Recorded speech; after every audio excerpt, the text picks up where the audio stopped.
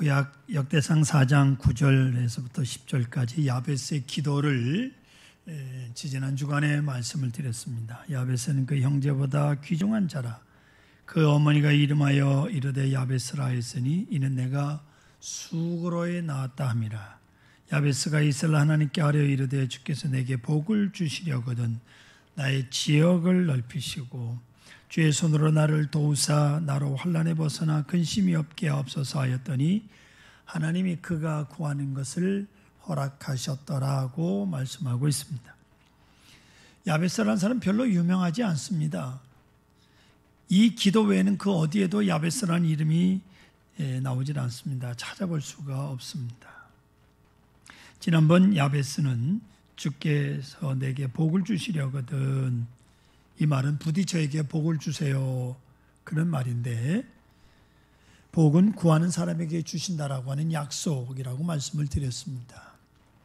다음으로 나의 지역을 넓혀달라고 야베스가 기도하고 있는데요, 즉 내 영토를 넓혀주세요 라고 하는 말이거든요.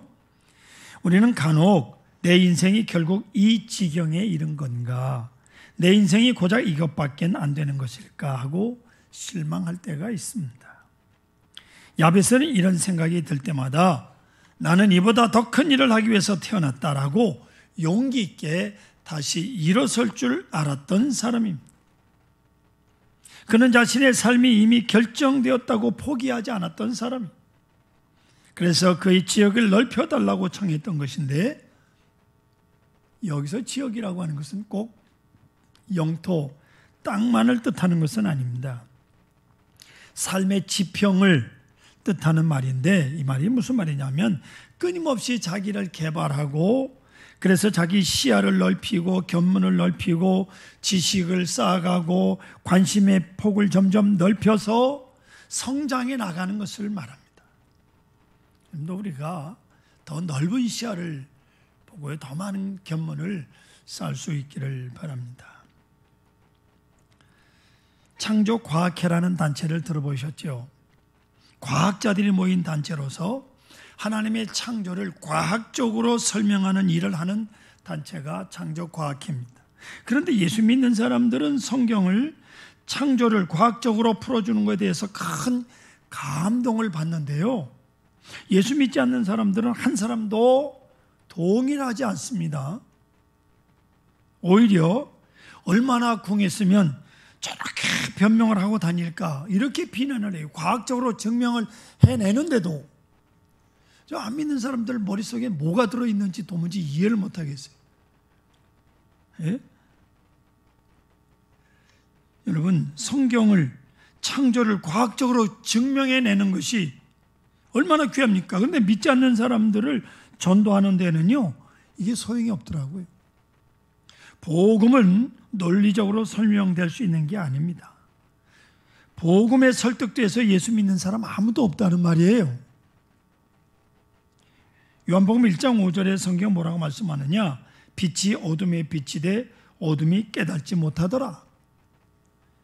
여러분, 두더지를 잡아서 밖에다 내놓으면 길을 쓰고 땅을 파고 들어가려고 하는 거 보신 적 있습니까? 두더지는 고사하고 땅강아지라는 게 있습니다. 두더지 비슷하게 생겼어요. 그놈도 잡아서 놓으면 같이 파고 땅으로 들어가려고 그래요. 왜냐하면 그는 존재 자체가 어둠을 좋아하는 그런 동물이기 때문에 그렇습니다. 동물들은 환경에 따라 눈의 근육이 수축하게 되어 있는데, 두더지는 어두운 쪽으로 눈 근육이 수축이 돼서 자연히 어두운 곳으로 가게 되어 있는 거예요. 사람도 마찬가지입니다. 사람 항상 어두운 쪽으로 눈 근육이 수축됩니다. 그래서 밝은 빛이 확 비춰오면 반사적으로 어두운 쪽으로 고개를 돌리게 되어 있습니다. 안 그러면 손으로 눈을 가리든지 아예 눈을 감아버리든지 그렇습니다.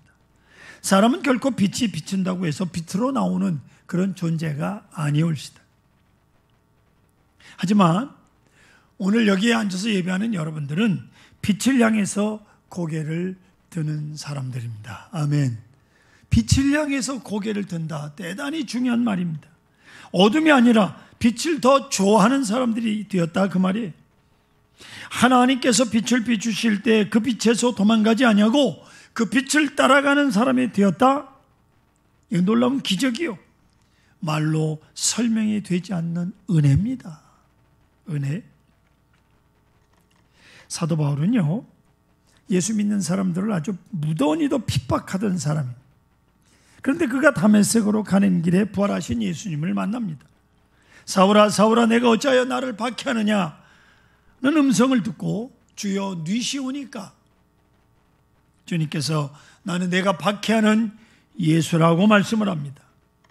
여러분, 이 간단한 사건 같지만 이 사건은 우리 구원이 어떻게 이루어진가를 분명히 보여주고 있습니다.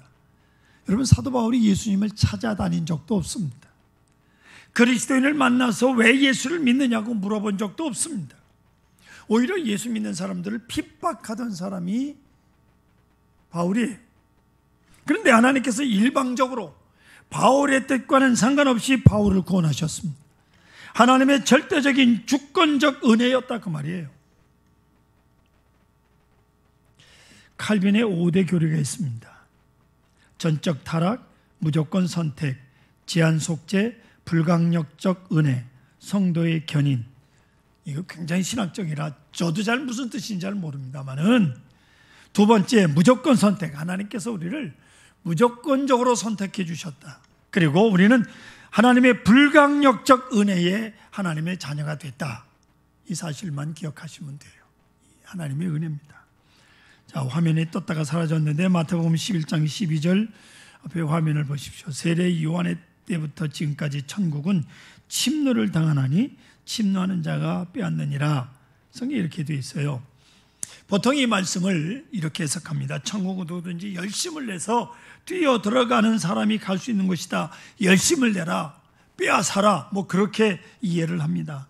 그러나 여기서 침노라는 말의 헬라어, 침노라고 하는 것은 뭐 강탈한다 혹은 불법적으로 쳐들어간다, 뭐 그런 뜻이거든요. 비아제타이라고 하는 이 헬라어인데 이거는 어떻게 번역하느냐에 따라서 내용이 달라져요. 침노라는 단어를 능동적으로 사용할 수도 있고 수동적으로도 사용할 수가 있습니다. 그런데 우리가 갖고 있는 성경은 침노라는 단어를 수동적으로 번역을 해서 천국은 침노를 당하나니 이렇게 되어 있어요. 하지만 침노라는 단어를 능동적으로 번역을 하면 어떻게 되느냐? 세례 요한의 때부터 지금까지 천국은 침노하나니 침노하는 자는 빼앗느니라. 이렇게 능동적으로 해석이 가능하다, 그 말이에요. 보세요, 이게 무슨 말이냐면 내가 하나님을 믿고 내가 천국으로 뛰어 들어가는 것이 아니라 천국이 이 세상 사람들 가운데 들어와서 사람을 덮쳐서 그들을 천국으로 끌어간다, 그런 뜻이에요. 이 해석이 맞습니다. 우리 가운데 누구든지 스스로 예수를 믿어서 천국으로 뛰어들어간 사람이 없다, 그 말이에요.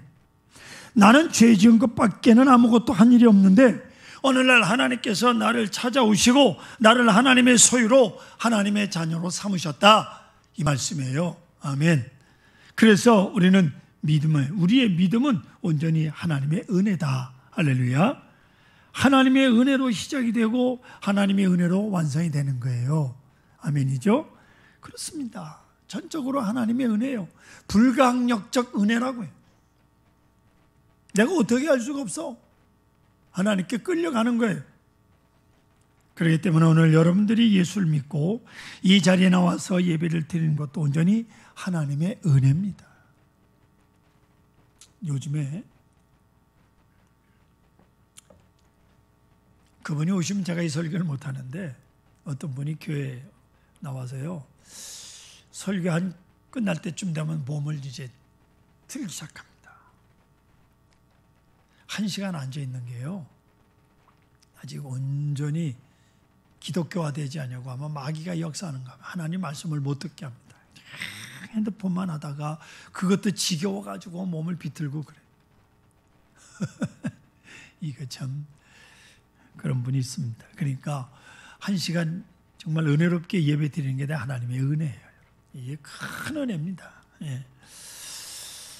여러분들이 깨닫고 나온 것도 아니고요. 누가 여러분을 가르쳐서 나온 것도 아닙니다. 하나님께서 여러분에게 빛을 사랑하고 빛을 찾아갈 수 있는 은혜를 주신 거예요. 그래서 주님의 빛을 찾아 나온 겁니다. 근데 문제는 우리가 빛의 자녀가 됐음에도 불구하고 여전히 어둠을 사랑하고 있다는 거예요. 미국에 바나 리서치라고 하는 그룹이 있습니다. 그런 기관이 있어요. 주로 기독교인을 상대로 여론을 조사하는 기관인데 여기 이런 통계를 발표하고 있습니다. 바나 리서치 그룹이 예수 믿는 사람들이 사회에 선한 영향을 끼치기 위해서는 믿지 않는 사람들보다 40% 이상의 도덕적 차이가 있어야 한다. 이렇게 말합니다. 예를 들면 예수를 믿지 않는 사람들 100명 가운데 정직한 사람이 20명이라고 한다면 예수 믿는 사람은 100명 가운데 적어도 60명 이상 정직한 사람이 있어야 한다는 거예요. 그래야 세상 속에 빛이 될 수 있다는 거예요. 그런데 실제로 조사해 보니까 10%밖에 차이가 나지 않는다는 거예요. 분명히 빛의 자녀가 됐는데 여전히 어둠을 사랑하는 사람들이 그만큼 많다는 거죠. 예수 믿는 사람들 가운데도. 여러분, 세상 사람들이 예수 믿는 사람들을 바라볼 때 보통 사람들과는 무엇인가 다를 것이란 기대를 가지고 바라봅니다. 예를 들면 예수 믿지 않는 사람들은 자기들은 거짓말을 하며 살아도 예수 믿는 사람들은 정직하게 살 것이라고 생각을 해요. 그래야 한다는 거예요. 자기들은 세상 욕심을 다 부리며 살아도 예수 믿는 사람들은 양보를 하며 살 것이라고 생각을 합니다. 그렇게 기대를 한다 그 말이에요. 그런데 예수 믿는 사람들이 자기들과 똑같은 모습으로 사는 것을 볼 때 그들이 실망한다는 거죠. 여기 우리의 고민이 있습니다. 나도 예수님처럼 살고 싶은데 마음대로 안 되는 거예요. 여전히 세상 사람들과 똑같이 미워하고 욕심부리고 화를 내며 살잖아요. 그래서 때로는 내가 정말로 예수 믿는 사람인가? 내가 정말 구원받고 하나님의 자녀가 된 사람인가? 이런 생각이 들 때가 있다 하는 거죠. 그 이유가 뭐냐? 이사야 42장 3절, 여러분 성경을 같이 읽어볼까요? 상한 갈대를 꺾지 아니하며 꺼져가는 등불을 끄지 아니하고 진실로 정의를 시행할 것이며 라고 성경이 이렇게 말씀합니다. 이게 무슨 말이냐면 성경은 우리를 가리켜서 상한 갈대, 꺼져가는 등불이라 그렇게 말씀합니다. 아십니까 여러분? 갈대가 자라는 땅은요 실상 버려진 땅입니다. 토질이 나빠서 도저히 농사 지을 수 없는 버려진 땅에 자라는 게 갈대예요. 그런데 그나마 갈대가 제대로 서 있는 것도 아니고 상한 갈대예요. 병들어서 꺾어진 채로 반쯤 새까맣게 타들어간 갈대, 그 모습이라 그 말이 상한 갈대가. 그러므로 상한 갈대라고 하는 것은 이 세상에서 가장 보기 싫고 가장 쓸모없는 것을 뜻할 때 상한 갈대라고 말하는 거예요. 제 성경은 우리를 가리켜서 너희들은 상한 갈대라는 거예요. 쓸데가 없는, 쓸모가 없는 존재라 그 말입니다. 또한 꺼져가는 등불이라고 말씀하고 있는데 옛날 석유 등불을 사용해 보신 분들은 아시겠지만 등불이 타다가 기름이 꺼지면 등이 꺼져야 되는데 즉시 불이 꺼지는 게 아니라 그 다음에 심지가 타잖아요. 심지가 타면 등불이 빛을 내는 게 아니라 오히려 연기가 나고 끓은 매캐한 냄새가 나고 눈을 아프게 하고 공기를 탁하게 만든다고요. 이것이 꺼져가는 등불입니다. 민폐를 끼친다 그 말이죠. 이거 참 성경이 우리를 얼마나 쓸모없는 존재로 표현한지 아시죠? 성경이 우리를 가리켜서 분명히 상한 갈대이며 꺼져가는 등불이라는 거예요. 아무짝에도 쓸모가 민폐 끼치는, 가장 보기 싫고 가장 쓸모없을 뿐만 아니라 오히려 다른 사람을 불편하게 만들고 세상을 탁하게 만드는 존재라고. 그런데 오늘 본문에 뭐라고 되어 있습니까? 5절에 너희는 다 빛의 아들들이요 낮의 아들들이라. 이게 뭔 소리입니까?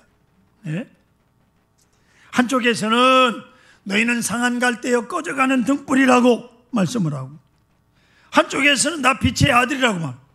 도대체 이 말씀을 도저히 어떻게 연결시킬 수 있습니까? 우리는 상한 갈대에 꺼져가는 등불인데 어떻게 이 세상을 비추는 빛이 될 수 있습니까? 우리의 현실과 하나님의 요구는 너무나도 거리가 멀어요. 이것이 우리가 절망하는 이유입니다. 우리가 하나님의 은혜로 충만히 채워졌을 때는요, 무엇이든지 할 수 있을 것 같아요. 은혜가 막 쏟아져 내려오면 아무리 어려도 하나님의 뜻을 따라 살 수 있을 것 같아요. 입만 열면 위로와 평안을 주는 그런 입술을 가지고, 다른 사람을 위해서 아름답게 봉사하는 손을 가지고, 어느 곳에서나 복음을 전하는 아름다운 발을 가질 수 있을 것 같습니다. 원수까지도 사랑하고 내 얼굴만 바라보아도 다른 사람들이 예수의 향기를 맡을 수 있을 그런 사람이 될 수 있을 것 같습니다. 은혜가 풍성하면. 그러나 여러분, 우리는 상한 갈대이고 꺼져가는 등불인 것입니다.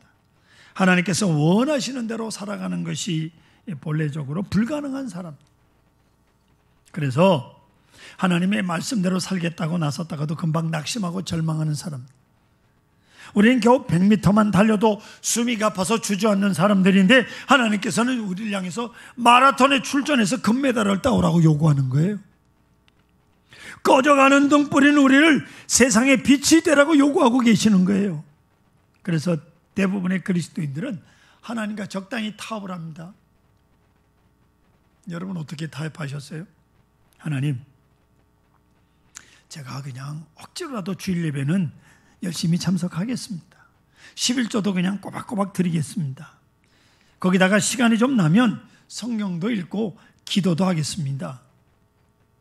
이 당연한 걸 무슨 아주 자랑하듯이, 거기까지는 제가 할 테니까 그 이상은 요구하지 마십시오.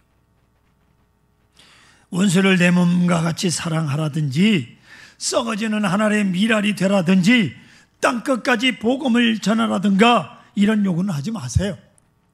그냥 이대로 살다가 죽으면 천국에나 보내주세요. 이렇게 타협하며 살아가지 않습니까? 천국은 가고 싶어요? 하나님의 말씀대로 살지 못하는 아픔을 피하려고 하는, 하나님께서 원하시는 목표에 도달하지 못하는 것 때문에 잠 못 이루고 고민하는 일을 더 이상 하지 않으려고 그래요. 세상 걱정은 그냥 밤새도록 하면서 말씀대로 살지 못하는 고민을 하룻밤도 하지 못하는. 그러면 여기서 너희는 다 빛의 아들이요, 빛의 아들이요, 낮의 아들이라고 하는 말씀의 뜻을 보다 깊이 살펴보겠습니다. 예수님께서 이렇게 말씀하셨어요. 요한복음 8장 12절에 같이 읽습니다. 예수께서 또 말씀하여 이르시되 나는 세상의 빛이니 나를 따르는 자는 어둠에 다니지 아니하고 생명의 빛을 얻으리라. 아멘. 예수님께서 나는 세상의 빛이라, 즉 예수님만 세상의 빛이라, 그 말이에요. 그런데 나를 따르는 자는 어둠에 다니지 아니하고 생명의 빛을 얻으리라고 말씀하고 있잖아요. 여러분, 예수님을 따르는 자가 빛을 얻는다. 아멘. 예수님이 생명의 빛이니까 그 예수님을 따르는 자만이 생명의 빛을 얻는다. 우린 빛이 아닙니다. 그러나 우리가 주님을 따라갈 때 그분을 따라 우리도 빛이 될 수 있다, 그 말씀입니다. 또한 에베소서 5장 8절을 보시면 너희가 전에는 어둠이더니 이제는 주 안에서 빛이라. 따라하십시다. 주 안에서 빛이라. 주 안에서 빛이라. 빛의 자녀들처럼 행하라고 말씀하고 있습니다. 여러분, 우리가 주님 안에 있을 때 우리는 빛이에요. 이 말은 주님을 떠나면 어떻게 되느냐? 빛을 잃어버린다, 그 말이죠. 주 안에서 빛이니까. 성도 여러분, 다시 말씀드립니다. 우리는 빛이 아닙니다. 우리는 꺼져가는 등불입니다. 이 세상의 빛은 오직 예수님 한 분뿐이옵시다. 그래서 우리는 그분의 빛을 받아서 빛이 될 수 있어요. 마치 어둡고 차가운 달이 태양의 빛을 받아서 어둠을 밝혀주는 것처럼 꺼져가는 등불 같은 우리도 예수 그리스도부터 빛을 받을 때 어두운 세상을 비치는 빛이 될 수 있다라고 하는 말씀입니다.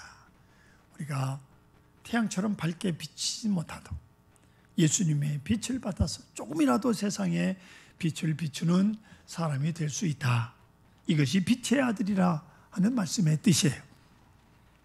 오늘 우리는 어린이 주일로 예배를 드리고 있습니다. 부모님의 신앙이 자녀들에게 어떤 영향을 미치는가 너무나도 중요한.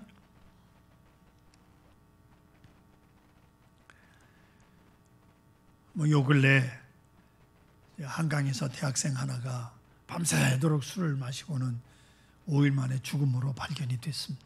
그 아버지의 비통함을 우리가 감히 상상이나 하겠습니까? 그 아픔을.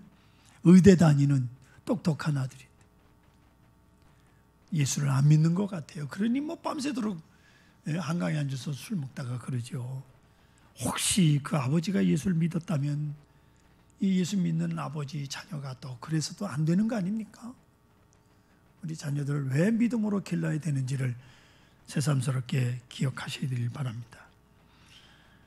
한 가지 통계를 말씀드리자면 한국 교회 미래를 준비하는 모임이라고 하는 단체와 한국 갤럽이라고 하는 리서치 여론조사하는 한국 갤럽이 공동으로 한국 개신교 교인의 교회 활동과 신앙 의식 조사 보고서를 발표했는데 거기서 당신은 언제 예수님을 영접했습니까? 라는 질문이 나오는데 그 질문에 대한 발표를 보세요. 거기 보면 예수님을 언제 영접했느냐? 9살 미만이 5.3%가 있어요. 9살 미만 어린아이가 예수님을 구주로 영접하는 이런 놀라운 역사가 있어요. 10살부터 14살까지가 12%, 15살에서 19살까지가 26%, 20살부터 24살 13%, 25세에서 29세 10.7%, 30세에서 39세 18.3%, 40세가 넘어서는 14.6%예요.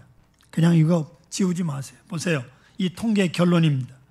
19세 이전에, 그러니까 9살부터 19살까지, 19살까지 예수 믿는 사람을 더해보니까 43.3%예요. 그러니까 오늘 예배 드리는 여러분들 중에 절반 정도는 19살 이전에 예수를 믿게 된 분들이라 그 말이죠. 교회 학교가 얼마나 중요한가를 분명히 보여주고 있는 사실이에요.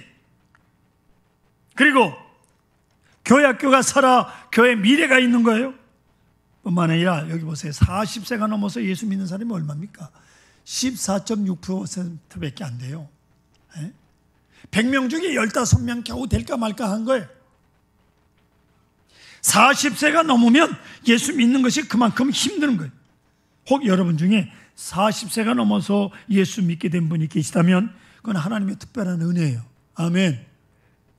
굉장한 은혜를 받으신 분이에요. 다른 사람들보다 훨씬 더 감사하며 사셔야 된다. 그 어려움, 그 어렵다고 하는 40세 넘어서 예수를 믿었으니 복 받은 거죠. 예수님께서 이렇게 말씀하셨습니다. 진실로 너희에게 이르노니 너희가 돌이켜 어린아이들과 같이 되지 아니하면 결탄코 천국에 들어가지 못하리라고 말씀하셨습니다. 어린아이와 같은 사람만이 천국에 들어갈 수 있다는 말씀이죠. 여러분, 어린아이가 예수를 잘 믿는 이유가 무엇입니까? 누구든지 예수를 믿고 천국에 가기 위해서는 반드시 두 가지 단계가 필요합니다. 하나는 죄에 대한 회개, 두 번째는 믿음이에요. 예? 회개하고 믿지 않으면 그 어느 누구도 천국에 들어갈 수가 없습니다. 자, 그러면 어린아이들이 회개를 잘합니까? 어른들이 회개를 잘합니까? 당연히 어린아이들이 회개를 잘합니다. 어린아이들은 잘못을 저질렀을 때 부모가 가르치고 설득하면 아이들은 자기 잘못을 깨닫고 인정합니다. 그런데 어른들은요, 좀처럼 자기 잘못을 인정하려고 들지 않습니다. 변명. 왜 변명을 해요? 잘못한 건 잘못됐다고 말하면 되지. 뭐 그 잘못됐다고 하면 인격이 깎이랍니까? 수명이 줄어들기랍니까? 그 알량한 자존심 때문에. 다음은 믿음에 대해서 한번 살펴보십시다. 어린아이들이 잘 믿습니까? 어른들이 잘 믿습니까? 누가 잘 믿겠습니까? 어른들은 예수를 믿어야 구원받습니다. 예수를 믿어야 천국 가고 예수를 안 믿으면 지옥 갑니다 라고 전도해 보세요. 대뜸한다는 소리가 천국이 어디 있느냐? 나 같은 사람이 천국 가면 누군가 가느냐? 웃기지도 않아. 지가 얼마나 선하게 산다고. 예? 나는 천국에 가고 싶어도 친구들이 다 지옥에 있기 때문에 심심해서 못 간대. 천국을 가보라 그래. 얼마나 고통스러운 것인지 여러 가지 대답이 나오죠. 마누라 치맛자락 붙들고 간다나? 웃기지도 않아요. 어림도 없어요. 하지만 아이들은 말씀 그대로 받아들입니다. 그래서 예수님께서 어린 아이들과 같이 되어야 천국에 들어간다고 말씀하는 거예요. 오늘 우리가 세상의 빛으로 살 수 있는 힘은 결코 우리 속에서 나오는 것이 아닙니다. 우리는 꺼져가는 등불과 같은 사람들입니다. 그러나 우리 가운데 예수 그리스도의 빛이 비춰지면 우리는 언제까지나 어두운 세상을 밝히는 빛이 될 수 있습니다. 어떤 일이 있어도 주님 곁을 떠나지 않고 그분의 빛을 받을 수만 있다면 우리는 언제까지나 세상의 빛으로 살아갈 수 있습니다. 때로 여러분의 믿음이 식어질 때가 있을 것입니다. 여러분의 사랑이 식어갈 때가 있을 것입니다. 열심히 식어갈 때 믿음 생활에 기쁨이 없고 오히려 그것이 무거운 짐이 될 때 여러분 자신을 한번 돌아보시기 바랍니다. 나는 꺼져가는 등불이 아닌가? 그리고 주님 앞에 엎드리시기 바랍니다. 주님, 나는 이렇게 꺼져가고 있습니다. 제 심지가 이렇게 다 타버렸습니다. 주님, 나를 도와주십시오. 다시 한번 내 빛이 활활 타오르게 하여 주십시오 라고 기도하시기를 바랍니다. 사랑하는 성도 여러분, 이 어려운 시대에 여러분의 간절한 믿음의 모습과 뜨거운 신앙의 열정이 그대로 자녀들에게 보여주어서 자손 대대로 멋진 신앙의 대가 이어지기를 소원합니다. 그래서 언제 어디를 가서 누구를 만나든지 무슨 일을 하시든지 예수 그리스도의 빛을 세상 가운데 비추는 빛으로 살아가시는 여러분들 되시기를 축원합니다.